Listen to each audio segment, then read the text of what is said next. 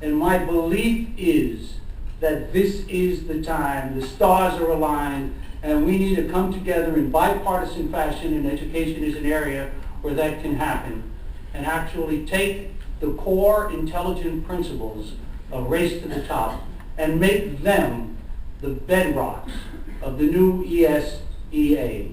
And that's what I want to talk to you about today. But I believe, and I believe those of you here in Washington working on federal policy really have a unique opportunity to meet an enormous challenge this country faces.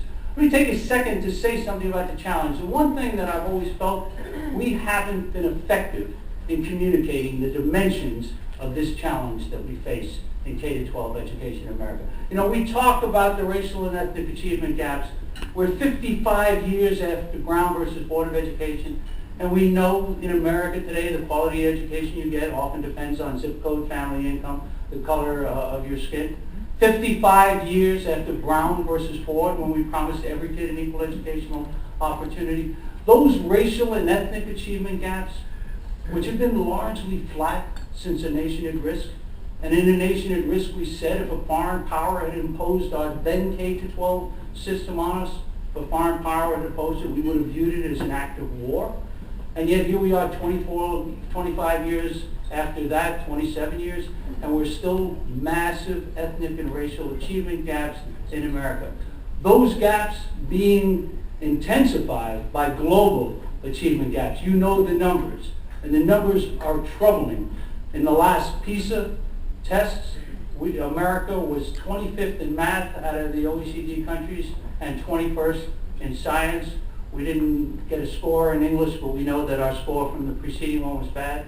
In 1995, America was essentially tied for first in college graduates, percentage of kids graduating from college. In 2005, among the 25 OECD countries they had data on, we had dropped to 16th. When are numbers like 25 out of 30 or 16 out of 25 remotely acceptable? And if you haven't read it, the best book I've read in a long time is by two Harvard economists, and even that surprised me. It'll probably surprise you that the best book I've read is by two Harvard economists. It's called The Race Between Education and Technology, and it's an enormously powerful book by Claudia Golden and Lawrence Katz. And what they show is the history of the 20th century, by and large, the first 75, 80 years. We grew in parallel, that is, our technological advancement was met with educational attainment. And they show the rates. And they show as a result of that, we were able to create a growing middle class in America because technology moved us forward and we shared collectively in the benefits of that because education moved us forward. Think of it, in the first half of the 20th century, what we did in terms of opening up secondary school to everyone in the country. And then following the Second World War, what we did with returning veterans and others. And then the women's movement, increasingly getting more and more people college ready through college and so forth. However, what they also show is in the last quarter century, we are falling way behind. And our technological advance is dramatically outpacing educational attainment. And when that happens, we have exactly the problem we face today, an increasing divide between the haves and the have-nots. The way to keep this thing working is to make sure technology and education move together. That's not remotely happening, and we will pay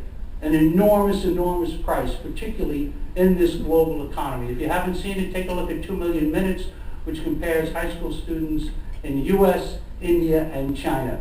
And you have some sense of what the 21st century global environment is going to demand of our kids. Now, for a long time, we had something of a debate about, well, whether this was poverty had to be fixed before education could be fixed, et cetera, et cetera. I've always taken the view, it's tendentious, when people have said to me, you say, well, we'll never fix education in America until we fix poverty in America. I take the view that that's exactly backwards, that we're never going to fix poverty in America until we fix education. And while that doesn't mean we don't work on both of those challenges together, we have got to focus on getting very different educational outcomes in this country. And we now know, and we know it for an indisputable fact, that education can have profoundly different outcomes with the very same children. And whatever variables you want to hold constant, you will see this. So for example, in the recent NAEP test that came out, 4th grade and 8th grade math, just look at the urban cities and look at low-income African-American students, okay? Obviously a challenging population, low-income African-American students. The highest performing cities, Boston, New York, Charlotte, are 30 points or better higher than Detroit, and 20 points or so better than several other cities, including Los Angeles and so forth. In NAEP, 10 points is about a year's worth of learning. So in the 4th grade, low-income African Americans in Boston are more than 3 years ahead of low-income African Americans in Detroit. What is that about? That's the power of education. I can show you 2 schools with the same kids, 2 classes with the same kids in the same class size and the same resources, getting very, very, very different results with the same children.